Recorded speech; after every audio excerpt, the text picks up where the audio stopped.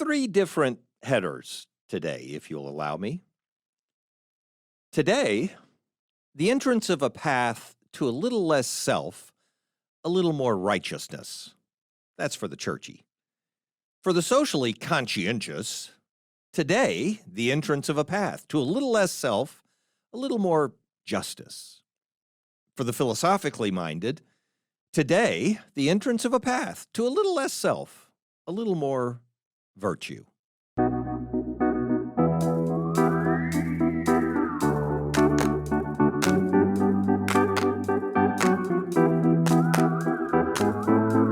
Welcome to Coffee with Creamer, where you get to sit down with our host, Dr. Barry Creamer, for a conversation about faith, life, and culture. We'll look at old ideas through a new lens, turn those culture wars on their head, and paint a picture of the way things could be. If you like your thinking deep and your coffee hot, pull up a chair. You're in the right place.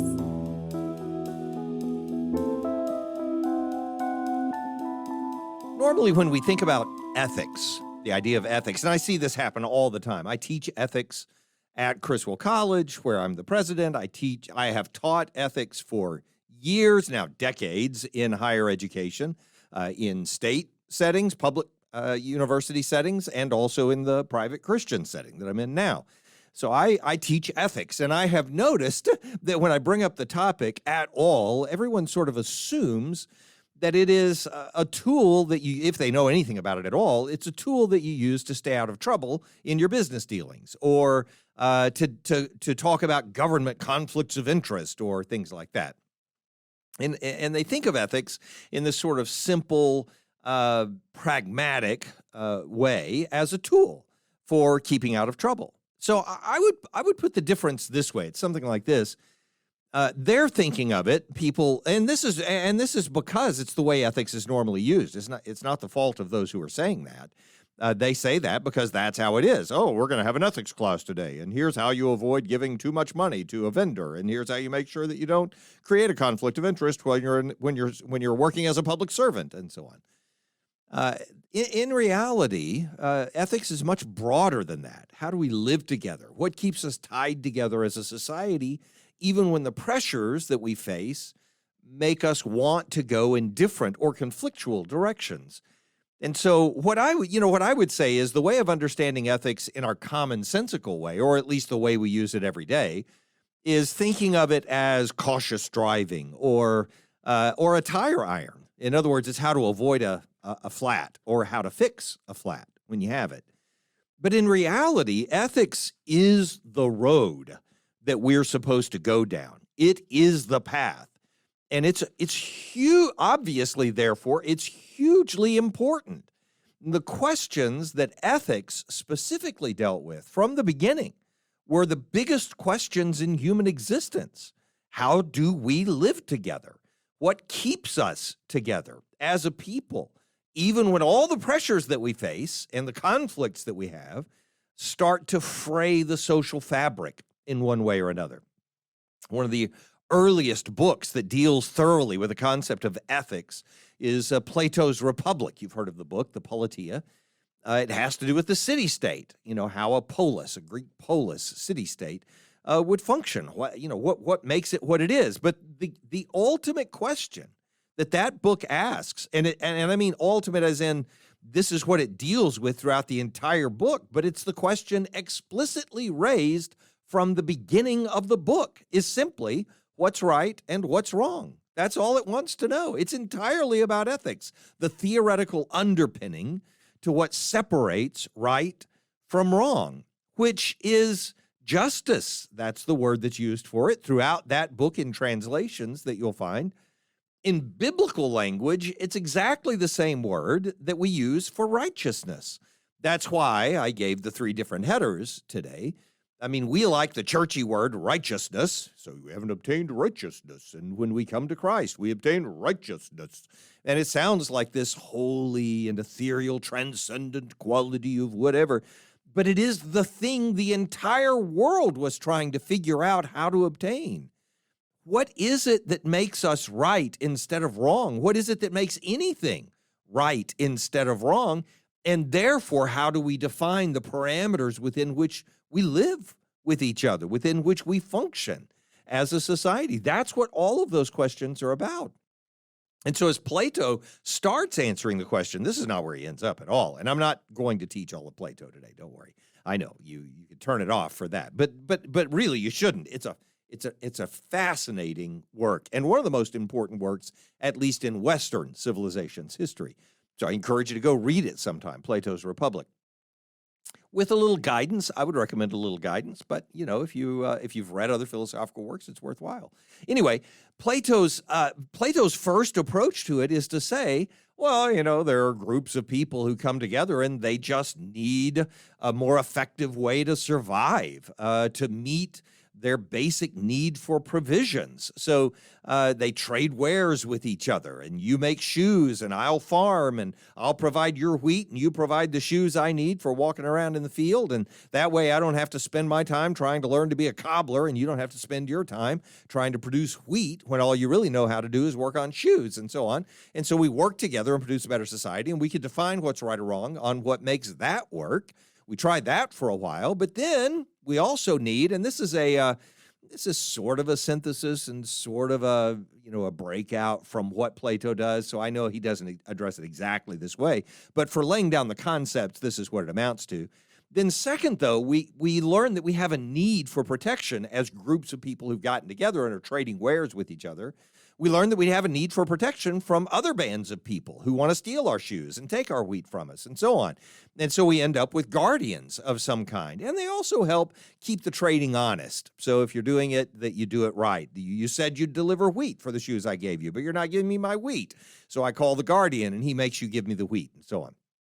So all of that fairness comes out of having these guardians in the society. And then finally, we have a desire for a little luxury in the Callipolis, the whole or healthy or full city, sort of a luxurious city type thing, where you have more than just subsistence going on. And because we pursue that, we end up needing something that will help us figure out how to cooperate with and live with each other and work with each other in the best way with all those different elements going on at the same time. And all of those concepts are really just utilitarian, but they do require agreement or cooperation. By utilitarian, I mean they're just to get to an end. I want to be able to live without fearing going hungry during the winter, and so I do all these things and so on. So that's fine. They require agreement, they require cooperation, but eventually there develops a need for something more substantial than just the utilitarian outcome that we're able to survive. And we recognize a need for justice, which Plato puts into terms of a proper balance between moderation, courage, and wisdom. Moderation among the tradesmen and courage among the guardians and wisdom among the leaders of the city. But in the individual, the same things have to play out. Sort of governing our appetites and governing our spirit and then governing our intellect. And when you put moderation and courage and wisdom into proper balance with each other as natural virtues, they produce righteousness or justice or virtue with a capital V, if you want to think of it that way. And it produces it for the polis as a whole, the city-state as a whole, and then also for the individual. Okay, I'm about to leave all that behind. That way of thinking about what's right and wrong, and let me tell you, the reason I want to bring all of this up is because of things that are going on right now in our society in the way we respond to the provocations that we have with each other about what's right and wrong. So if you're watching a rally among the Republicans and your response to that is so negative that you're like, what are those people even talking about? Why do we even have those people in our society?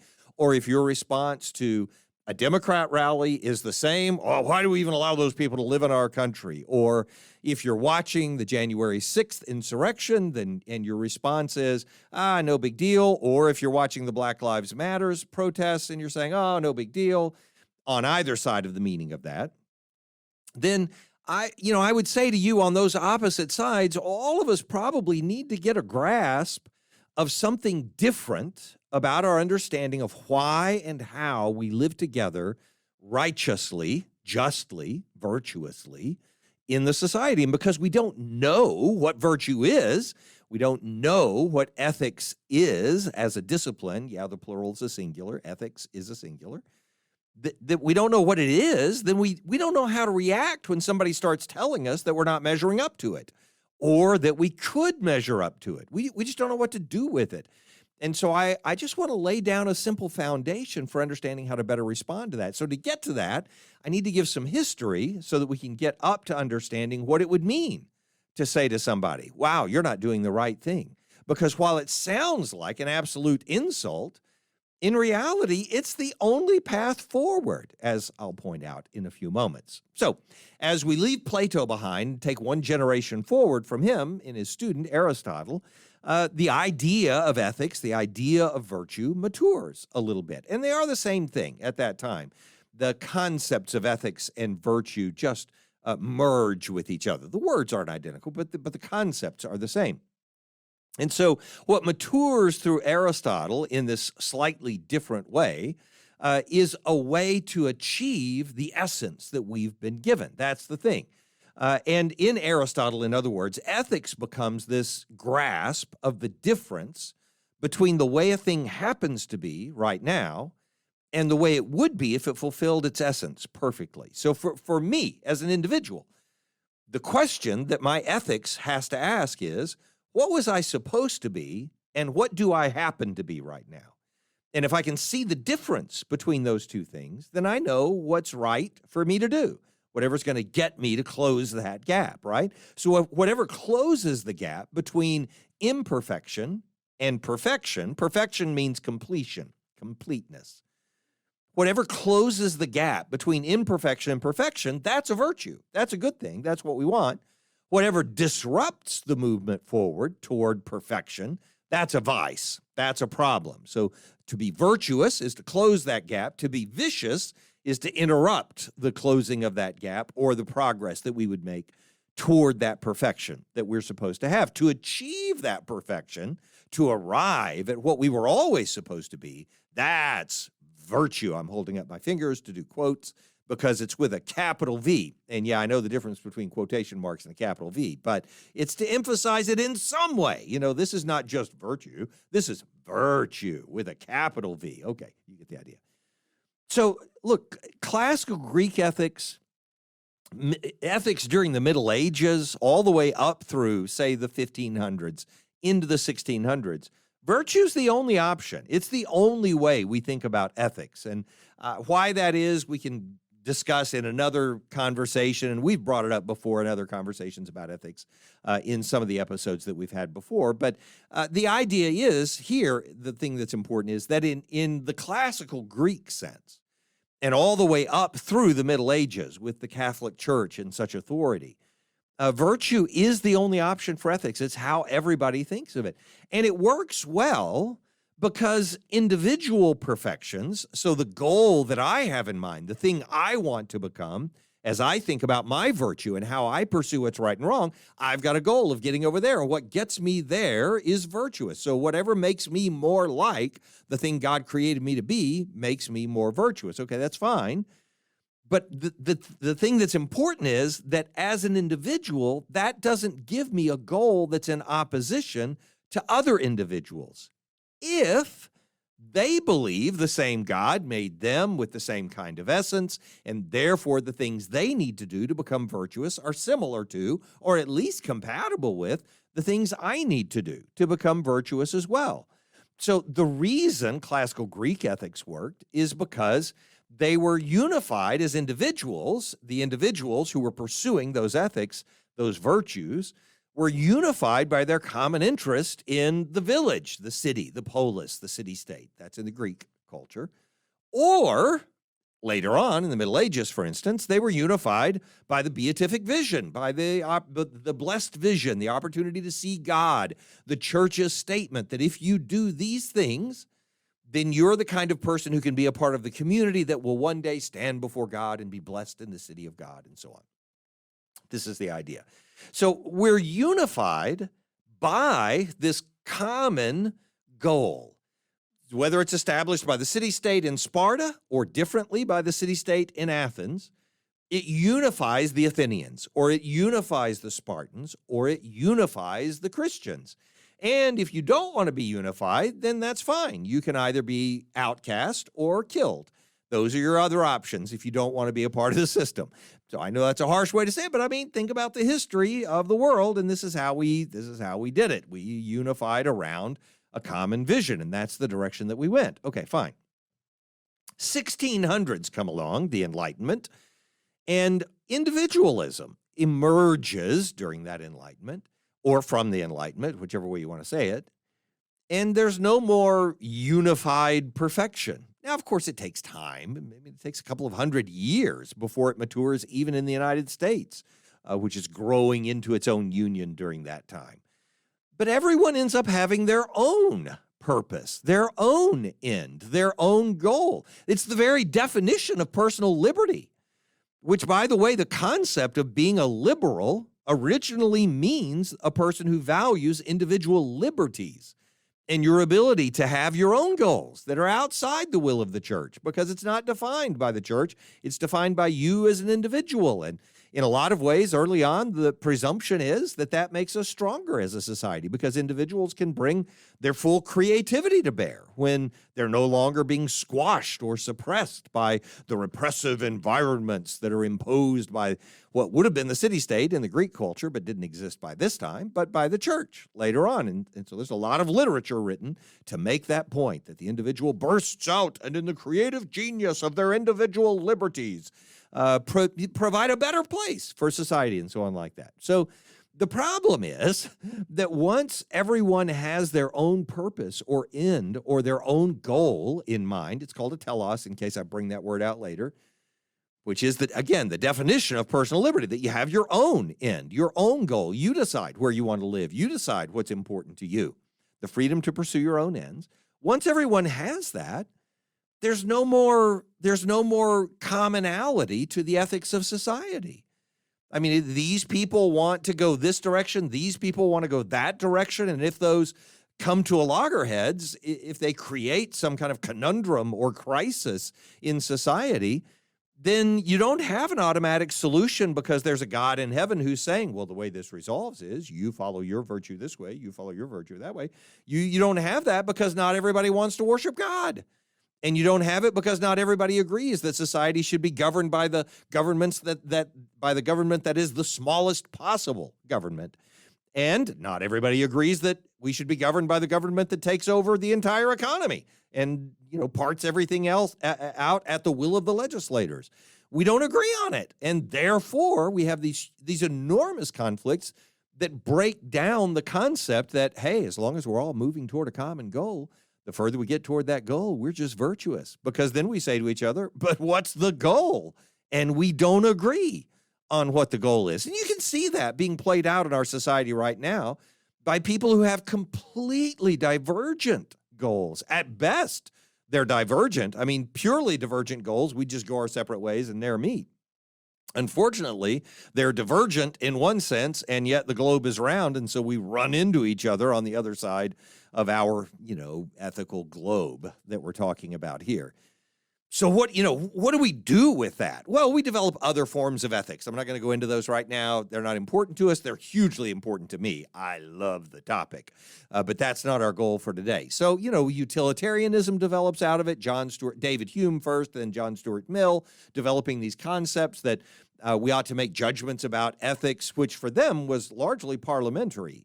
What laws should we pass? What are the governing rules of society? That we base those on what's effective, what's going to bring about the best result for the most people for the greatest period of time, and so on. There's that, utilitarianism. In response to that is an Immanuel Kant who comes along. I've done a whole conversation about this in a different episode. But an Immanuel Kant who comes along and says, well, that's not ethics. That's just how do I, obtain happiness for myself. Ethics is, what's the right thing to do? What does autonomy dictate is the law for all people on the basis of their own rationality, and so on and so on. And so, which I love, by the way. Again, I really want to talk about that, but that's not the goal today. So Kant comes along. He's got his way of pursuing it. But, there's a frustration in all of those efforts that comes to a head in the existentialism of the 20th century and sort of an abandonment of any absolute right or wrong or concept of ethics. And so we end up with, I mean, some people, there are so much more nuance to add to this. I'm caricaturing based on the way a lot of people would describe this. And so we end up with nothing but relativism and situation ethics and things like that.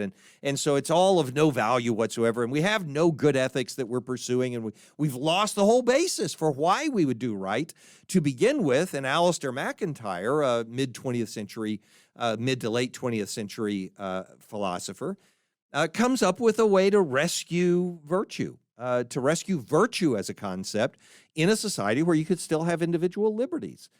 And so what MacIntyre does is what I want to describe to you, because it really is the only reasonable way for us to make a sincere effort at pursuing virtue. I don't mean that philosophically. There's no other concept that could be applied. But I mean, it is a very reasonable way for us to understand and sort of regain in our culture an appreciation for why virtue would be worth pursuing. And so in this very basic text in which he deals with it, it's a book called After Virtue. And you get the irony of the title, After Virtue, meaning virtue's over with, it's done. And yet we're pursuing virtue. We're after virtue. It's a really nice title. In that book, he deals with how to resurrect the concept of virtue in our liberty-based, rights-based society. And so now what's happened as a result of that is that a lot of Christian ethicists see themselves as virtue ethicists. But often we do this without considering the inherent tension between the need for, without understanding why we abandoned virtue ethics for a couple of hundred years. That's the core of what I'm about to say. But it amounts to this. They say, oh, yeah, we should be pursuing virtue ethics. That's what we should be doing. But they're not really thinking about the tension that exists between the need, if you're going to pursue virtue as your ethics, the need for a common end or purpose or goal. You have to have something to tie the society together. Ethics is never just about an individual. Ethics is public. Ethics is about how we live together, why you're obligated to do certain things. And so for us to adopt a virtue ethic without recognizing that we need a shared telos, a shared end, because the original meaning, again, of ethics is not how to live, but how to live together. And so they haven't considered the inherent tension that exists between virtue's requirement that we have a common telos and then the hegemony, the total overarching power of individualism in a free society. Individualism means you don't have a common telos. I mean, you can say, well, the common telos is the supremacy of the individual. Yeah, I mean, but that's a little bit of wordplay. I don't mean wordplay like it's cheapening the idea, but I mean, it is sort of saying, well, just de facto, because individualism is the thing you want, you have a common telos, which is individualism. But every individual's going his own direction by definition. That's the point of the individualism. And so I don't want to have that argument.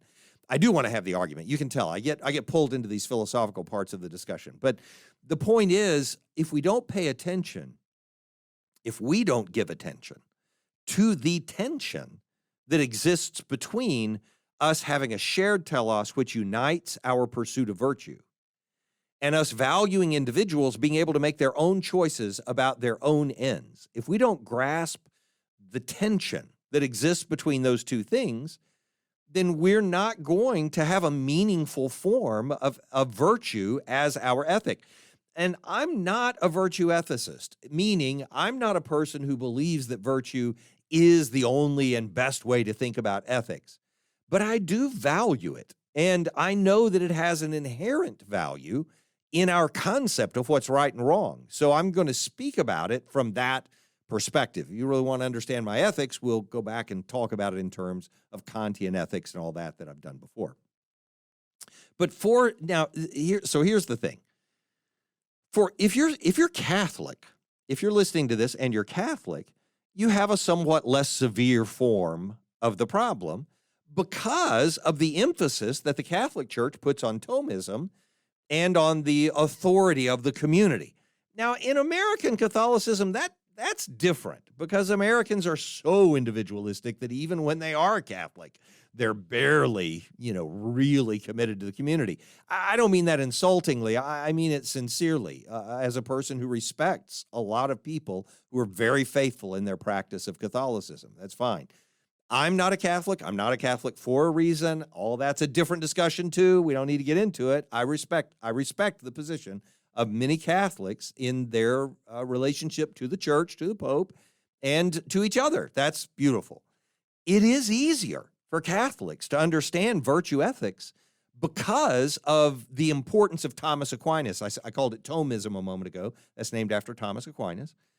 Because of the importance of Thomas Aquinas in Catholic theological and philosophical history. And Thomas Aquinas just imitates Aristotle deliberately, overtly. That's not an insult. That's Aquinas' goal. He takes Aristotle and he applies him to Catholicism. I mean, the term for it that I've given before on a different episode is he baptizes Aristotle, right? So that's, in the Catholic world, an invitation to grasp what virtue ethics is about and to be united around that sort of common vision. That's fine. It doesn't eliminate the difficulties, the challenges, but it makes it easier. MacIntyre, I believe, now comes from a Catholic perspective. I think that's correct, that he's Catholic. Some Protestants jump on board with that idea, with the virtue ethics, but Protestantism's entanglement, historically and ideologically, with the Enlightenment is the source of individualism. Protestantism's entanglement with the Enlightenment makes it practically self-contradictory for Protestants genuinely to embrace virtue ethics. Because we value, just think of it in Baptist theology, and this is something I value. I'm not being critical of Protestant theology here. I'm just assessing it from this objective standard to say we value individualism so much that in Baptist theology, the priesthood of the believer is largely interpreted to mean the individualism that's given to us as believers so that we relate one-to-one with God. And so we prioritize the passages. Every one of us shall give account of himself to God. We prioritize the passages that say there's one mediator between God and men, the man Christ Jesus. And we mean by men, every individual man. We always read it that way as Protestant, or always, we very significantly read it that way as Protestants because our theology and history blend us with the individualism of the Enlightenment. So again, it makes it more of a challenge for Protestants to think of virtue in this way. I'm not saying it makes Protestants worse. I'm not saying it makes Catholics better. I'm saying it gives a different relationship to those two groups with virtue. That's the point I'm making. But we still have to deal with it because the reality is we have to answer the question, why is it that I want to arrive at being a better person? Theologically, I've got easy answers. I'm commanded to be righteous, using the churchy language. I'm commanded to be just, using socially conscious language. I'm commanded to be virtuous, using more specifically philosophical language. The words justice and righteous are just and righteous are exactly the same word, dike in Greek. The word righteousness or just, those are exactly the same word in Greek, dikaiosune. So we're not talking about different concepts. I'm just giving it to different audiences to say, whichever word you prefer to use, you can't get around the fact that at the end of the day, this is the thing God is dealing with us about that needs to be fixed. And if that's the case, if Christ died so that he could make men just, if the gift that we receive in salvation is justness, righteousness, because there is none righteous, yet when we come to him, he makes us righteous, imputed righteousness as the core of our theology. If all of those things are the case, then we got to figure out some way to deal with this. So what MacIntyre proposes, and this is back in the 1980s, we're talking 40 years ago, are some ways for enlightened individuals to see themselves with a telos broader than the self-serving ambitions of a purely libertine way of thinking about life. Let me restate that. What MacIntyre proposes 40 years ago in this book called After Virtue, and again, there are so many more nuances to this. I get it. I love the book. I wrote part of my dissertation out of some of the product of this book. It's important to me. But I don't think I'm cheapening it to say this part, though. What McIntyre proposes are some ways for those of us who value individualism and liberty, and therefore different ends for different people, to still grasp something that unites us in a way that allows us to serve a telos broader than our self-serving ambitions. So that there's a way for us to come back together and say, oh, we can have a common virtue. We can have something that gives us a reason to pursue something. And it requires at least three concepts. And how these relate to each other is part of the nuance of the conversation that you can find by reading that book or whatever you want to do to get there. Or we can have another conversation another day. Send me an email and I'll do another show on it. Ooh, I'd love to do that. Anyway, the three ideas that are the three concepts, contexts is really what they are, that provide the ability for even an individualist society to still have the pursuit of virtue, that we're trying to move from where we are to where we ought to be without having to dictate to everybody what they ought to be, although we have to in order to have a common telos, right? So how do you resolve that? Well, number one, by acknowledging, and you have to acknowledge three things. Number one, by acknowledging the narrative of a human life. So you do have to start with the premise that you're going to have one life, that you are a person who's going to exist throughout your life, and that from being the immature thing you are at the beginning to the mature thing you are at the end is all one process. It's all one story. So the narrative of human life, you can understand why that would be important, because that's the only way you can say, oh, I'm not just knee-jerking from one day to the next. I'm not just reacting to my circumstance from one day to the next. And I'm not just reinventing myself every day, but instead, I'm making progress toward a goal. If I'm making progress toward a goal, then I can talk about improvement. I can talk about a telos. I can talk about an end or a goal or a purpose. Even if I change during the middle of this story, I still want to acknowledge that the me that existed before this change is the same me that exists now, and that this change actually makes me better, not just different, but better. So the narrative of human life has to be a part of the picture if we're going to have a pursuit of virtue, right? Number two, and again, these are just my very simple translations of what I understand from Alasdair MacIntyre's After Virtue, which there's a lot to follow from that. I mean, there are a lot of other philosophers who've written on it since then. He sort of resurrected the concept and created a cottage industry of virtue philosophers. So, yay to Alasdair MacIntyre for doing so. Number two, second context that has to be present, is that of a discipline or a craft or a trade or a skill. That we're not just selfishly developing things, but we learn something from other people, and what we learn from other people, we don't want to just take and leave it stagnant or make it worse. I learned how to play football from my coach, but I've really cheapened the game since then, and it's a whole lot more fun now. Nobody would do that. I mean, the whole object is to make it better. To learn to run faster from your track coach, to be able to set higher goals, to be able to develop a better method. Nobody says, we finally got this really great way to do the high jump, whatever the flop is called, but now let's go back to the old way and let's do it worse than we used to do it. Nobody's going to do that. You want to make it better. So within a discipline, within an expertise like playing chess or golf, you understand that there are rules to follow and there are standards to keep that go beyond you. They're part of the discipline. So if you want to be a part of this discipline, if you're going to be a chess player, you don't move the pieces when the other people are not looking, when the opponent's not looking. You don't cheat.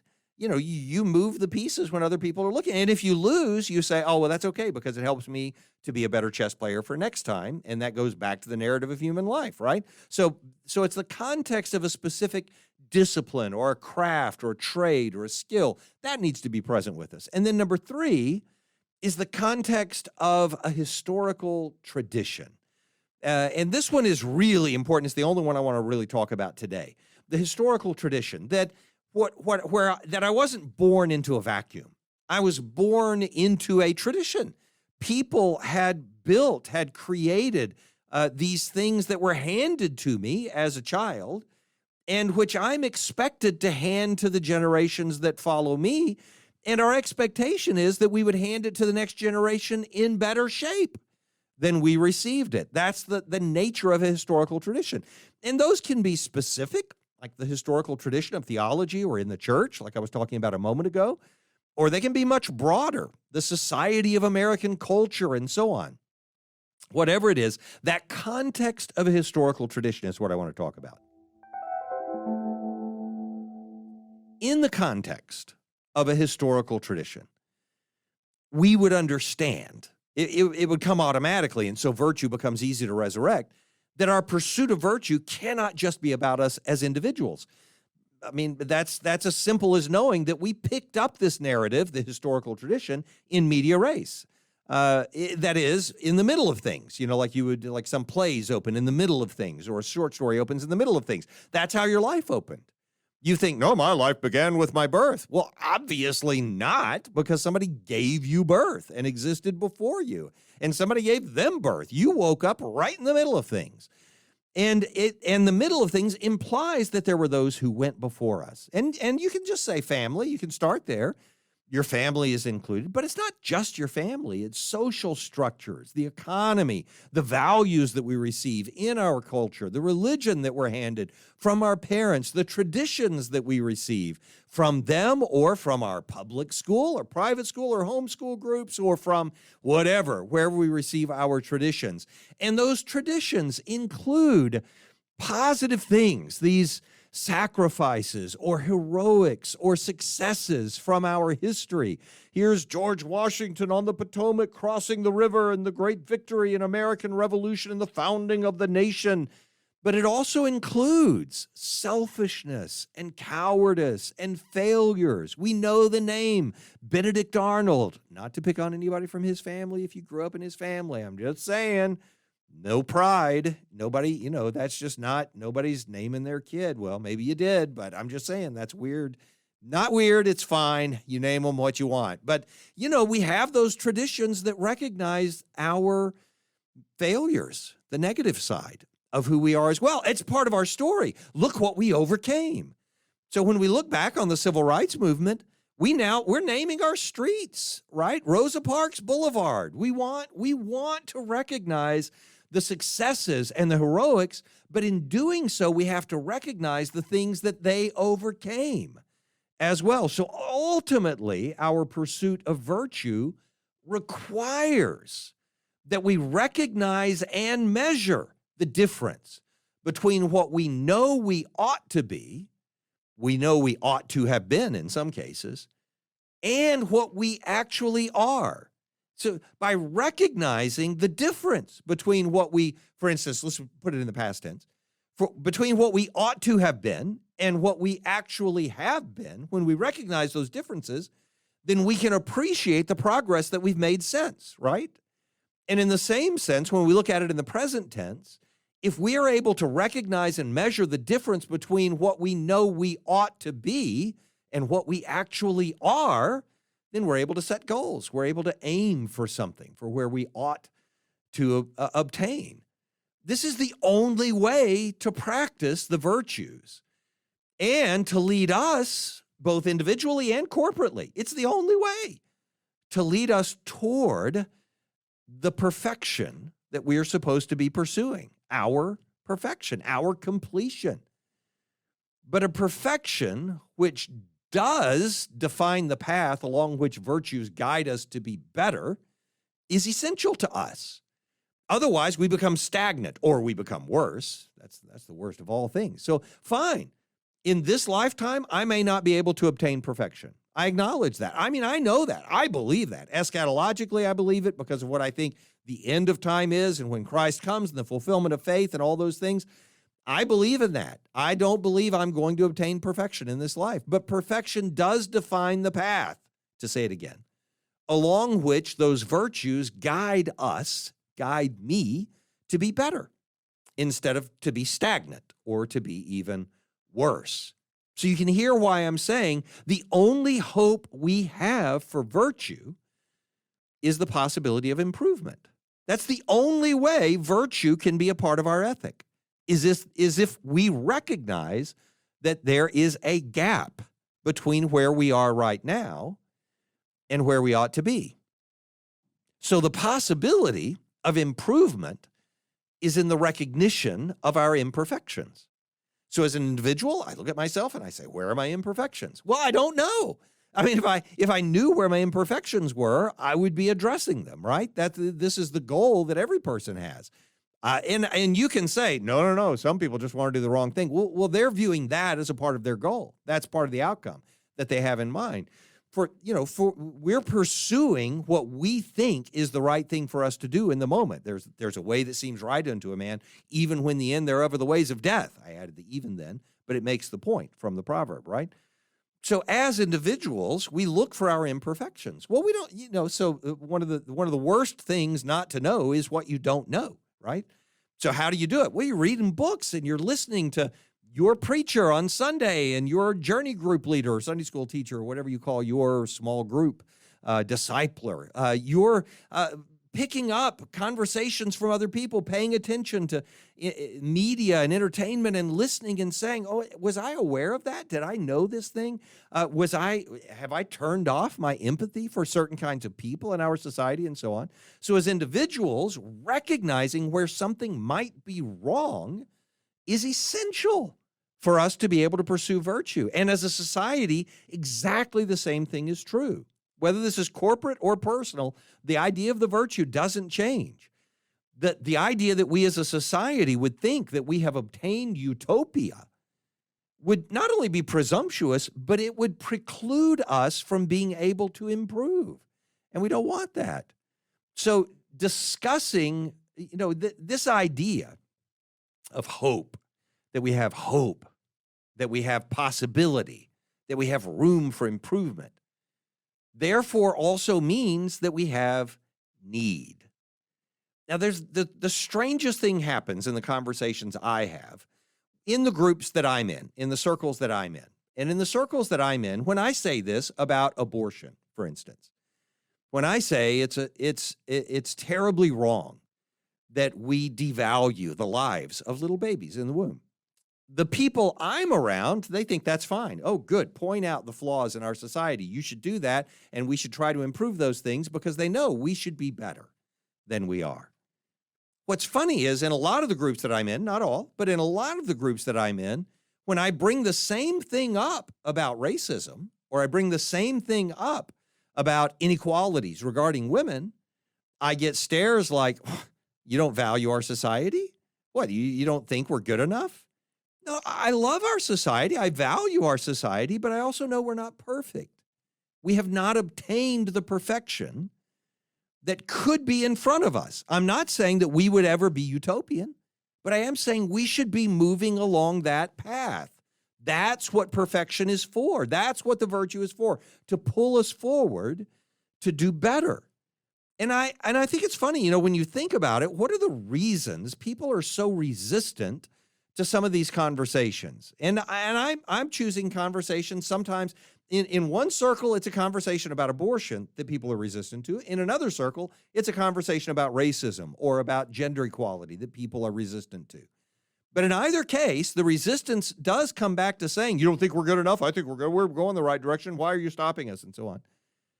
And the reasons for resistance, I think, sometimes are confusing. So, for instance, what's purported to be the reason for resistance that I get sometimes is this statement. Well, the cross is sufficient. Let's just focus on the cross. Let's just focus on the gospel. Why would we do everything else? But if that were in truth the cause for the resistance, then it would come up when I'm bringing up the other issue with that group. So, for instance, the ones who say it when I bring up racism would bring it up about Roe v. Wade. They would have brought it up for all those years that I was talking about the social injustice of Roe v. Wade.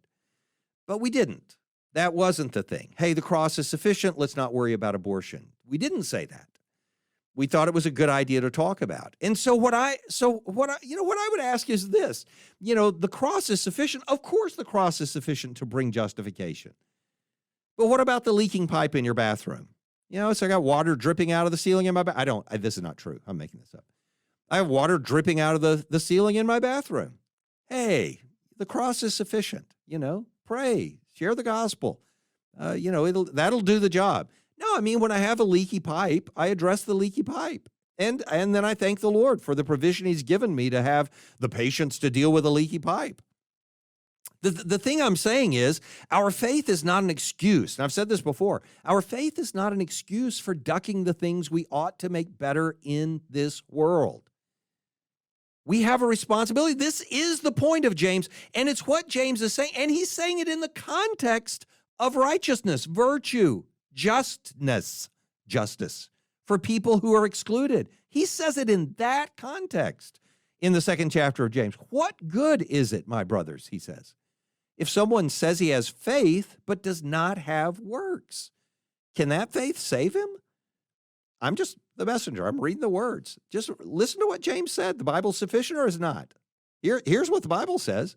If a brother or sister is poorly clothed and lacking in daily food, and one of you says to them, "Go in peace, be warmed and filled," without giving them the things needed for the body, what good is that? So also faith, if it does not have works, is dead. It's a metaphor. It's not just about giving clothes to the poor. It is about giving clothes to the poor, because he uses that specific example at the beginning of James 2, at the beginning of the chapter. But he's using that metaphor to say we can't use our faith as an excuse for not addressing the imperfections that are present in us in this world. And so in actuality, this is the cause for the much resistance that we face, and all of us do face it. All of us want to say to people who are telling us what's wrong with us, "Don't tell me what's wrong with me." The reality is, when there's a call for improvement, you can be better in this way. A lot of times people are mystified when they share the good news of salvation with someone. And the response is negative. Like, "Don't tell me that. I don't want to hear that." And they shut the door in your face. And it's like, "Well, all I've got is good news for you." Well, it sounds like good news to you, but built into it is the statement, you're not good enough. And Christ can make you better. And so I think that applies to us as well as it applies to the people who are outside of the faith. The call for improvement implies a recognition of our flaws, and we don't like to be criticized. I think that's a real part for one of the reasons, at least, for our resistance.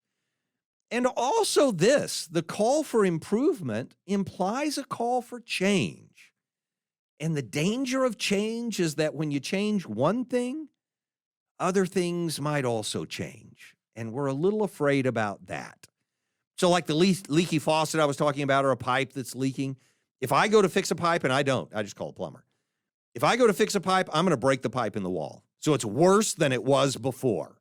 And that's what a lot of us are thinking about these challenges that we face when people say you ought to do better. We ought to pursue justice. We ought to pursue righteousness. We ought to pursue virtue, which means the same thing. That when people say that, our response is, "No, you just don't appreciate how good we are." What they're saying is, "Look, I get it. There's a small leak, but there's no reason to tear the wall out. I mean, come on, we can live with this." But our only options are these two, and I'll be done. Our only options are these two. Number one, that we decide we are already good enough and refuse to make any more changes.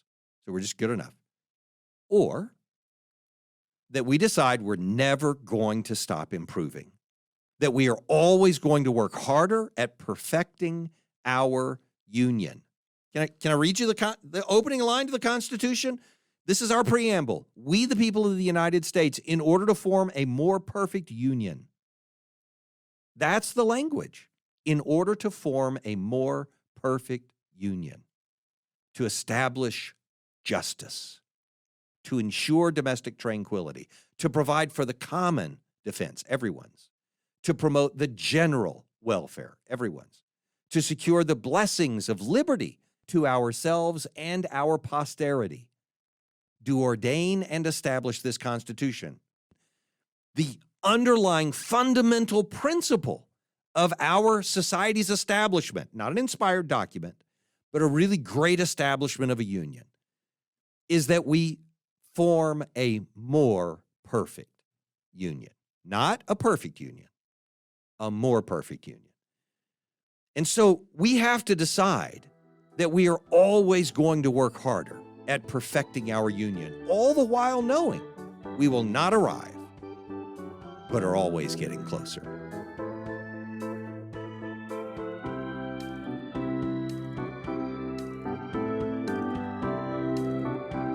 Thanks for joining us for Coffee with Creamer. Your cup of coffee may be finished, but we are not. Come back next week for a refill as we sit down to examine a new set of ideas and cultural issues. Don't miss an episode. Subscribe wherever you get your podcasts or visit our website at barrycreamer.com. Until next time, keep your mug hot and your mind sharp.